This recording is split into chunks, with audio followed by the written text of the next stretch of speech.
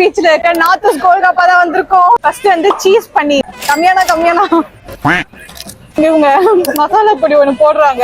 டிஃபரெண்டா இருக்கு, டேஸ்ட் நல்லா இருக்கு. அப்புறம் மசாலா மஷ்ரூம் பானியை ஃபுல்லா ஊத்தி சொட்டாம சாப்பிடணும்.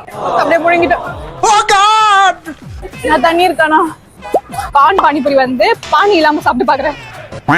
இவங்க வந்து வெஜ்ஜுக்கு தனியா கிளவுஸ் யூஸ் பண்றாங்க, நான்வெஜ் தனியா யூஸ் பண்றாங்க. பன்னீர் எனக்கு ரொம்ப பிடிச்சிருக்கு. இதுல பாகுபலி பானிபூரி ஃப்ரீ தானே. நான் இது தண்ணி சொட்டாம சாப்பிட்டா இல்லனா வந்து 20 rupees சார்ஜ் பண்றாங்க. ஐயோ பயமா இருக்கு, தொண்டையில எல்லாம் போய் மாட்டிக்காதல்லண்ணா. ஃபயர் பானிபூரி ட்ரை பண்ணி பார்க்கலாம். பயமா இருக்கு.